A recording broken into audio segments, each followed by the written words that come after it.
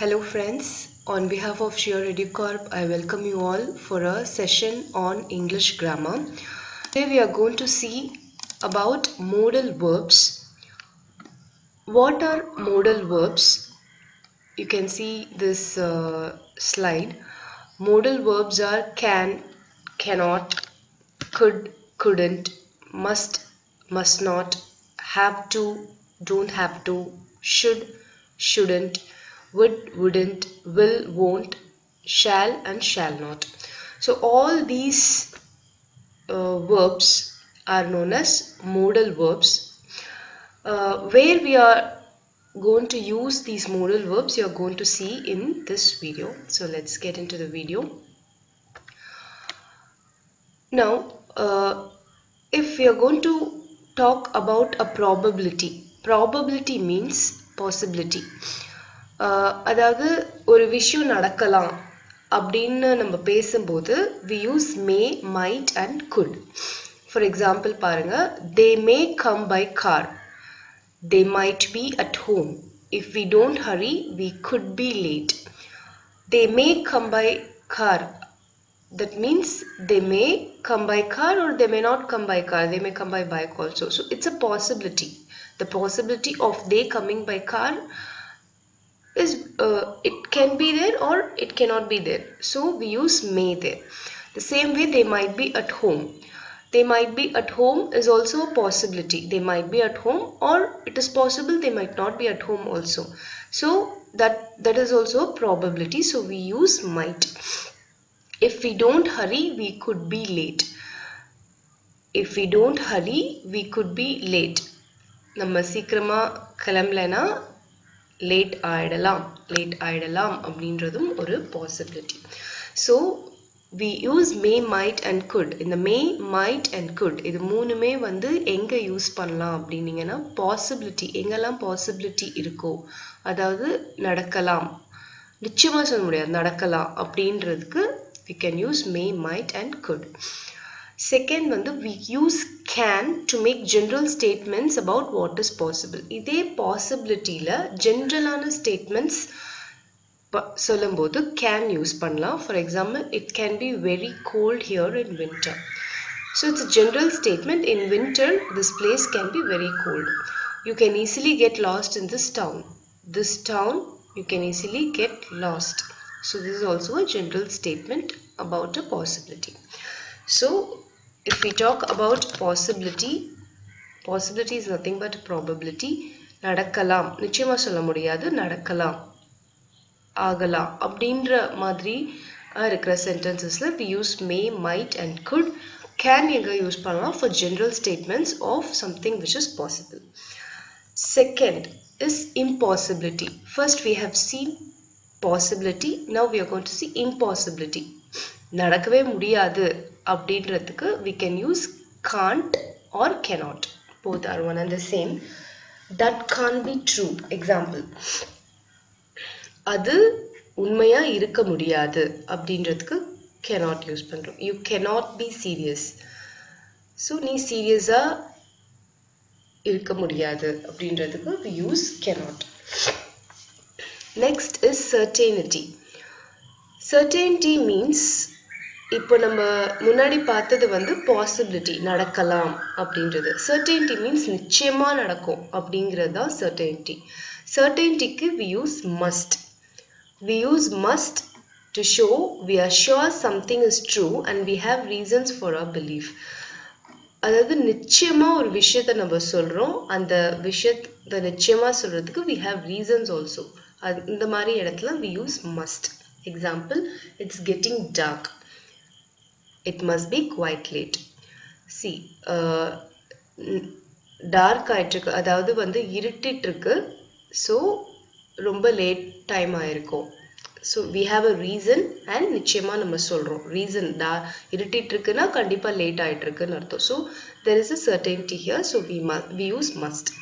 You have not eaten all day. You must be hungry. நீ ஒரு நாள் முழுக்க சாப்பிடல, so நீ கண்டிப்பா பசியோட தான் இருப்ப அப்படின்றது certainty. நிச்சயமா சொல்றோம், அதுக்கு ரீசனும் இருக்கு. So you must be hungry. Next, we use should to suggest something is true and we have reasons for our suggestion. certainty தான், but ஒரு suggestion-ஆ நம்ம சொல்றோம். அந்த suggestion-ஆ சொல்லும்போது we use should. Ask Miranda, she should know. அவளை கேளு, அவளுக்கு நிச்சயமா தெரியும். It's nearly 6 o'clock, they should arrive soon. இப்போ 6 மணி ஆக போகுது, ஸோ அவங்க கண்டிப்பா வந்துருவாங்க. ஸோ இதுவும் certainty, but it's a suggestion. So we use should. Next, fourth one is ability. Abilityனா முடியும் அப்படின்றதுக்கு நம்ம can or cannot use பண்றோம்.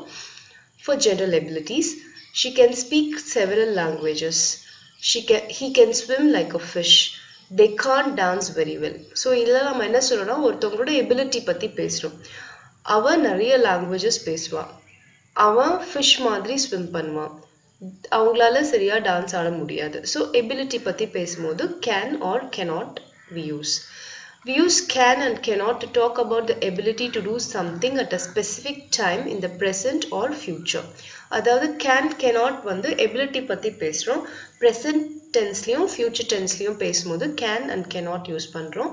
இதே past tense பத்தி பேசும்போது could and could not use பண்ணணும். She could speak several languages. I couldn't see you. She could speak several languagesனா அவ நிறைய லாங்குவேஜஸ் பேசுவா, அந்த மாதிரி அர்த்தத்துல வருது. I couldn't see you, என்னால உன்னை பார்க்க முடியல. So it indicates the past tense. So this is ability. Fifth one is permission. Permissions நம்ம கேட்கும்போது we use can. Can I ask a question please? Can we go home now? So ஒருத்தவங்க கிட்ட நம்ம permission கேட்கும்போது can use பண்றோம். Could is more formal and polite. அதாவது நம்மளை விட பெரியவங்க, மரியாதைக்குரியவங்க கிட்ட நம்ம permission கேட்கும்போது could I ask a question please? Could we go home now? அப்படின்னு கேட்டா ரொம்ப பொலைட்டா இருக்கு. May is another more formal and polite way of asking for permission. So may வந்து இன்னும் கூட ரொம்ப பொலைட்டானது நம்மளோட பாஸ், நம்மளோட டீச்சர், ஹெச்எம், பிரின்சிபல். ஸோ இந்த மாதிரி ரொம்ப பெரியவங்க, ரொம்ப மரியாதைக்குரியவங்க, இவங்க கிட்டலாம் வந்து நம்ம ஒரு பெர்மிஷன் கேட்கும்போது மே யூஸ் பண்றோம். ஸோ பெர்மிஷன்ஸ்ல we use can, could and may. Can is ஜென்ரலா எல்லார்கிட்டையும் பேசும்போது can, ரொம்ப மரியாதையா பேசுறதுக்கு could, இன்னும் ரொம்ப மரியாதையா பெர்மிஷன் கேட்கறதுக்கு may. Next request. ஒரு ரிக்வெஸ்ட் நம்ம பண்றோம், அந்த ரிக்வெஸ்ட் பண்ணும்போது நம்ம could and would யூஸ் பண்றோம். Could you take a message please? Would you carry this for me please? So it's a request. So requestக்கு you can use could and would. Can and will வந்து less polite. அதாவது can will கூட நீங்க request பண்ணும்போது use பண்ணலாம், but ஆனா could and would ஓட it is less polite. So ரொம்ப பொலைட்டா நீங்க request பண்ணணும். requestனாலே it's polite. So ரொம்ப பொலைட்டா நீங்க request பண்ணனா could and would யூஸ் பண்ணலாம். நம்மளோட சின்னவங்க கிட்ட அந்த மாதிரி request பண்ணும்போது can will also you can use. Can you take a message please? Will you carry this for me please? Next, offers and invitations. Offers and invitations, we use can I to make offers. Offers, நம்ம ஒரு விஷயத்தை offer பண்றோம் ஒருத்தவங்களுக்கு அப்படின்னும்போது நம்ம can use பண்ணலாம். Can I help you? Can I do that for you?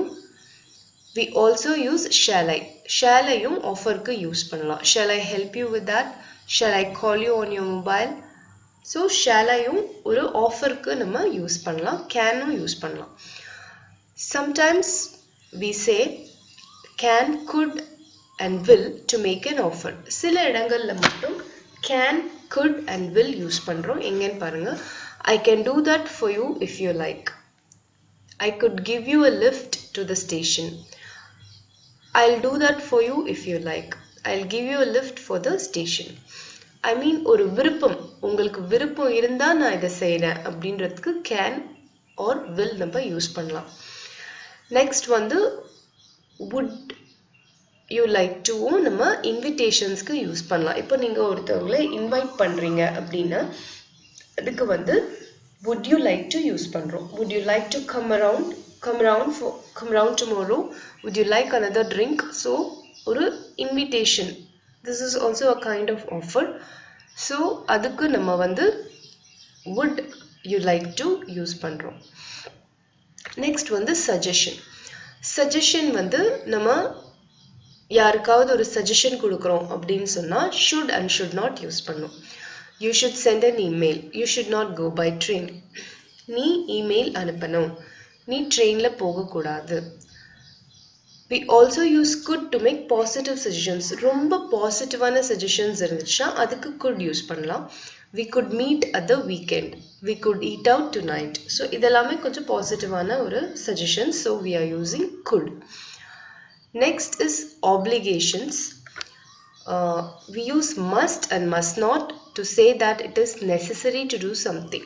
so obligation இருக்கும்போது, அதாவது obligationனா கண்டிப்பா இதை செய்யணும் அப்படின்ற ஒரு obligation இருக்கு. so அதுதான் அது பத்தி பேசும்போது நம்ம must இல்லைன்னா must not யூஸ் பண்ணலாம். we must stop at a red light. so trafficல red light we must stop. so it is a necessity. it's an obligation. நான் அதை பண்ணி தான் ஆகணும். everyone must bring something to eat. you can wear what you like, but you must look neat and tidy. I'm sorry, but you must not make a noise in here. so first example I have explained. second example வந்து you must bring something to eat. நீ ஏதாவது சாப்பிட கொண்டு வரணும். it's an obligation. you can wear what you like, but you must look neat and tidy. நீ என்ன விருப்பப்படுறியோ அந்த dress போட்டுக்கலாம், பட் ஆனா பார்க்க நீட்டா இருக்கணும். so must. I'm sorry, but you must not make a noise in here. I'm sorry, இந்த இடத்துல நீங்க noise create பண்ணக்கூடாது. so it's an obligation. நீ பண்ணக்கூடாது. we use had to and could not if we are talking about the past. இதே must use பண்ற இடங்கள்ல obligationsல past tense பத்தி பேசும்போது could not and had to use பண்றோம். had to வந்து பாசிட்டிவான இடங்கள்ல யூஸ் பண்றோம். could not வந்து நெகட்டிவான இடங்கள்ல யூஸ் பண்றோம். Example, everyone had to bring something to eat. you could not make a noise in the library. so இதெல்லாமே வந்து past tense பத்தி பேசுறோம். so அதனால had to and could not use பண்றோம். so these are the 10 situations where we use modal verbs. இன்னும் கூட complicated ஆன situations இருக்கு where we use these modal verbs, but that is not under your syllabus or under the purview. so நம்ம just a small recap என்ன பார்த்தோம் அப்படின்றது. first we saw possibility. possibilityல we use may, might and could. general statements பண்ணும்போது can use பண்ணலாம். impossibility நிச்சயமா நடக்க முடியாது அப்படின்றது இடத்துல வந்து cannot யூஸ் பண்றோம். certainty நிச்சயமா நடக்கும் அப்படின்னும்போது we use must. and should also you can use for suggestions. ability முடியும் அப்படின்ற விஷயத்துக்கு can or cannot யூஸ் பண்றோம். past tenseக்கு could or could not use பண்றோம். permissions கேட்கும்போது can யூஸ் பண்ணலாம். could is more formal. may is very formal. next, request. for request you should use could or would. can or will வந்து that also you can use, but on less formal occasions. for offers and invitations we can use can, shall. we can use can, could and will also to make an offer. specific situations ku. invitations ku would you like to you can use. suggestions kudukumbodhu you use should, shouldn't. we can also use could for making positive suggestions. obligations கண்டிப்பா நீ இதை செய்யணும் அப்படின்ற அந்த obligationsக்கு must, must not use பண்றோம்.